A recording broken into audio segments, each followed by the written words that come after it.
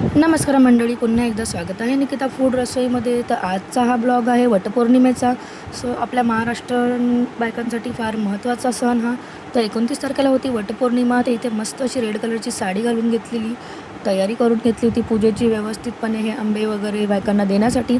पण झालं असं की जेव्हा मी गेली पूजेला तिथे कोणीही नव्हतं आणि वडाचे झाडं तर बरेच आहे, पण पाऊस पण होता. सो इथं जवळच हे फांदी होती वडाची, तर मी तिथेच पूजा करून घेतली आणि मी गेली तेव्हा कोणीही नव्हतं. त्यामुळे मला कोणालाही ओटी वगैरे भरता आली नाही. पण मी माझी अशी व्यवस्थित पूजा करून घेतली.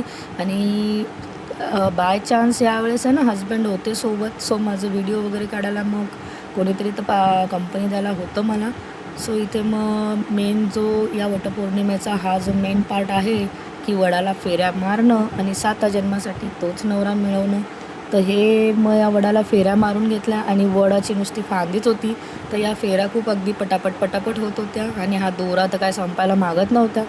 बऱ्याच फेऱ्या झाल्यानंतर तर मी तो तसाच मग ठेवून दिला आणि व्यवस्थित अशा फेऱ्या वगैरे मारून घेतल्या.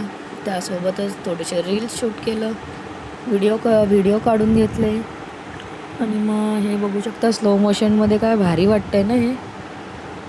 तर इथं मग हजबंड होते, तर त्याच्यामुळे थोडीशी मस्ती चालली होती आमची, कारण कोणीही नव्हतं तिथे. तर मग फोटो वगैरे काढण्यासाठी फार मस्त टायमिंग मिळून गेला होता. आणि पाऊसही त्यावेळेला थोडा थांबला होता, पण नंतर मग पाऊस देखील चालू झाला होता. आणि हा उपास काय पूर्ण दिवसाचा नसतो, फक्त पूजा होते तोपर्यंत हा उपास केला जातो, त्यानंतर उपास सोडला जातो. मग थोडेसे फोटो वगैरे क्लिक करून घेतले आम्ही तिथेच दोघांनी. घरी आल्यानंतर मग पुन्हा थोडे फोटो वगैरे घेतले. इथं नेहांचं मागे मस्ती चाललेली होती.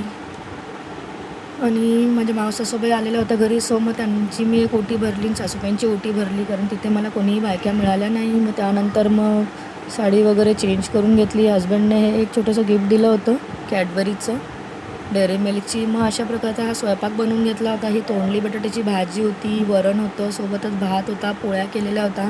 आणि हा आमरस होता. हा शेवटचा जवळजवळ आंबा आहे, कारण पावसाळा आता लागलेला आहे, तर आंबे ऑलमोस्ट आता बंद झालेले आहे येण्याचे.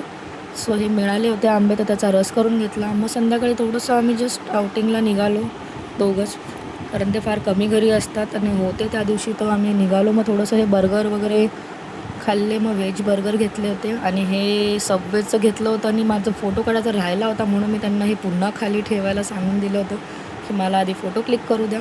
आणि मुलांसाठीही मग पार्सल बर्गर घेऊन घेतले होते घरी. थोडंसं मग जस्ट आम्ही 1 तास बाहेर थोडंसं फिरून आलो, असंच मॉलला वगैरे जाऊन. बाईक राईड थोडी केली, लाँग ड्राईव्ह.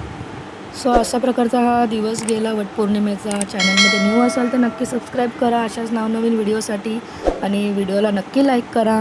चला तर भेटूया पुन्हा एकदा नेक्स्ट ब्लॉगमध्ये. Bye bye.